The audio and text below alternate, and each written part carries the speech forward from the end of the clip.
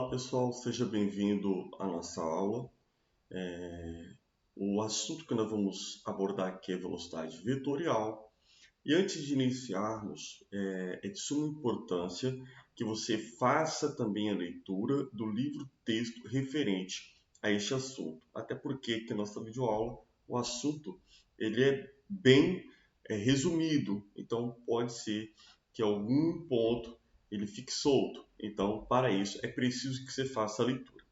Vamos então a este tópico. O que nós precisamos saber? Primeiro, nós podemos classificar com base em dois critérios. Primeiro, a direção do movimento, vamos estudar mais adiante, e a intensidade da velocidade. A velocidade vetorial, ela se caracteriza como os tópicos que nós vamos ver aqui adiante, que eu estou mostrando aqui para vocês.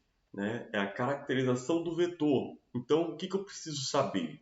Eu preciso saber da intensidade da velocidade, e veja que aqui também ela está escrita em módulo, a direção paralela ou tangente à trajetória, lembre-se lá, horizontal, vertical, o sentido do movimento.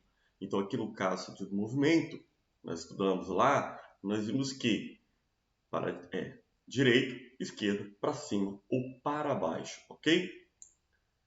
E a direção do movimento, nós temos aqui dois pontos. Primeiro, o movimento, quando ele é constante, nós temos o movimento retilíneo, tá?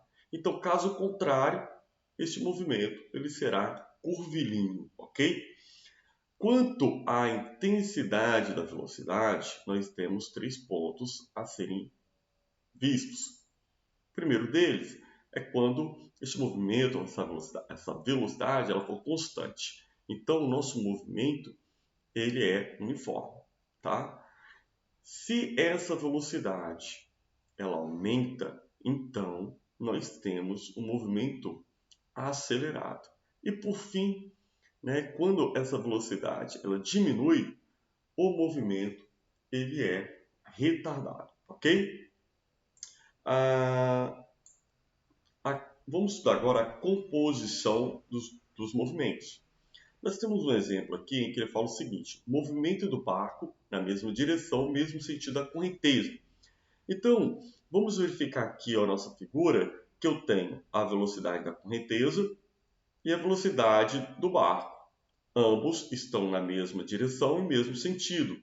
Verifique aqui que o vetor resultante ele é a soma do quê? Dos dois vetores, ok?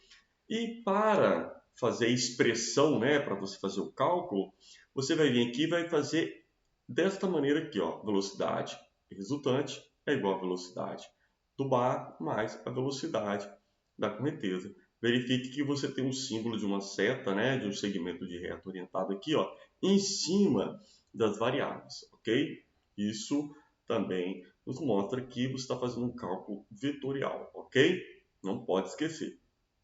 O próximo caso, ele fala para nós quando o movimento do barco está na mesma direção, mas em sentido contrário ao da correnteza. Então, veja aqui, ó, está na mesma direção, ou seja, aqui horizontal, porém sentidos contrários. Veja que a correnteza está para este sentido e o barco sentido contrário.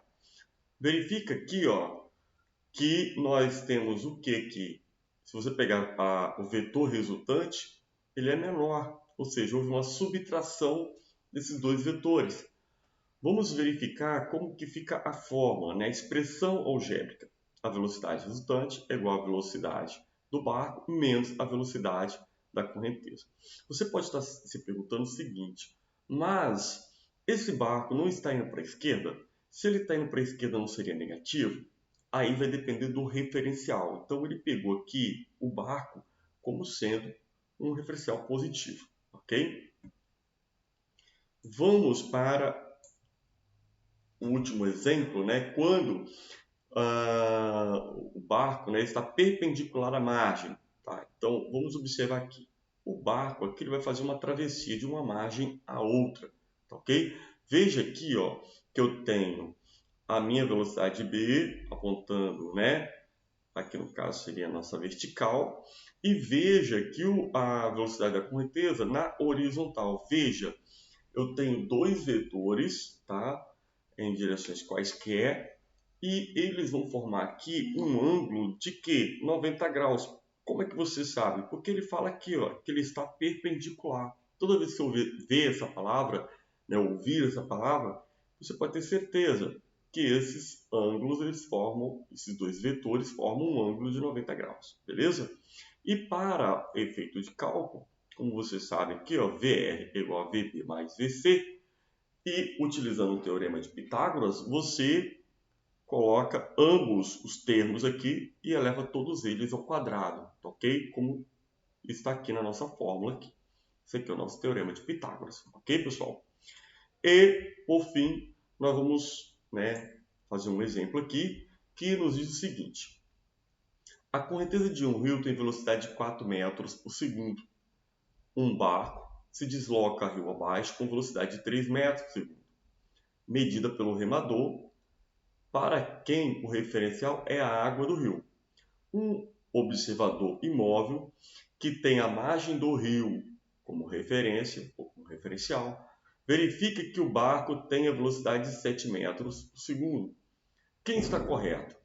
O remador ou a pessoa que está na margem do rio?